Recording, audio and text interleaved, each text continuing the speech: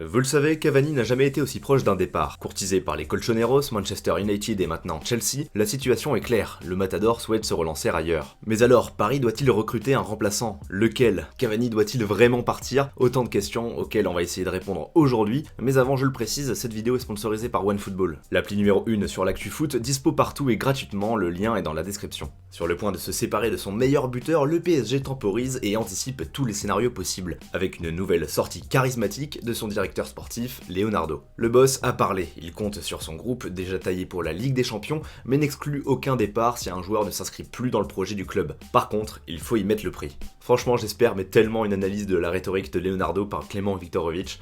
Bref, Léo gère, rassure et nous fait même comprendre qu'en cas de départ, la doublure de Cavani serait déjà dans ses petits papiers. Une petite dizaine de profils seraient ainsi étudiés, parmi lesquels on retrouverait notamment Giroud, Mertens, Llorente, Gamero, Higuaín ou encore Piontek. Pour moi, je vous le dis tout de suite, en cas de départ, le recrutement d'un nouveau neuf ne serait clairement pas ma priorité. Les événements l'ont prouvé, l'équipe fonctionne offensivement très bien, que ce soit à deux ou une seule pointe, et même avec un Cavani certes rarement fit, Tourelle n'aurait jamais entretenu une sérieuse concurrence avec Icardi et encore moins Mbappé. Désormais, avec un groupe aussi étoffé, lorsque je pense recrutement, c'est soit pour anticiper l'avenir avec des jeunes prometteurs, soit pour recruter des pointures ayant un standing de titulaire ou bien une doublure sérieuse amenant une vraie concurrence. Selon moi, ce n'est pas en signant des trentenaires qui acceptent leur déclin inévitable que l'équipe va se bonifier. Évidemment qu'un Gamero ou qu'un Giroud serait très sérieux en Ligue 1 ou en Coupe, mais ne me dites pas qu'on ne pourrait pas garder notre argent tout en assurant les mêmes résultats avec Choupo ou Draxler, même Neymar en pointe ou encore un Titi formé au club. L'objectif, c'est la Ligue des Champions. Pour le reste, je suis persuadé que Tourelle peut assurer la rotation avec les moyens du bord. Bien sûr, je prends cette position en essayant de rester le plus objectif et rationnel que possible. Évidemment, les rumeurs de transfert m'animent tout autant que vous, et je serais très curieux de voir se relancer des joueurs comme Piontek ou encore le père Higuaín, qui sait,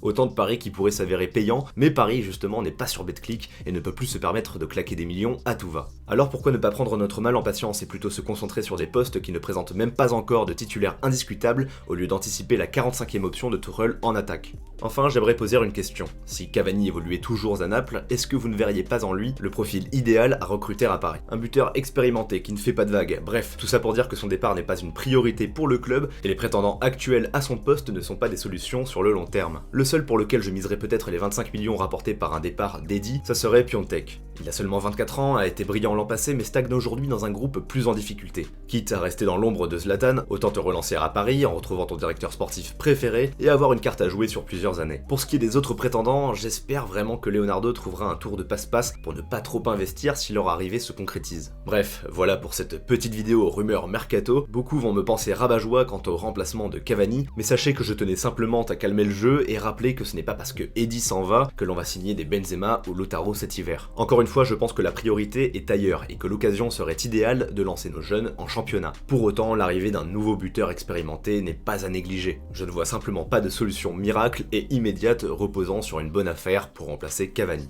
Allez, sur ce, n'hésitez pas à réagir dans les commentaires, on s'y retrouve toujours. Et n'oubliez pas, si vous kiffez mon travail, le petit pouce bleu, l'abonnement qui fait plaisir. Voilà, on se retrouve très bientôt et ciao tout le monde.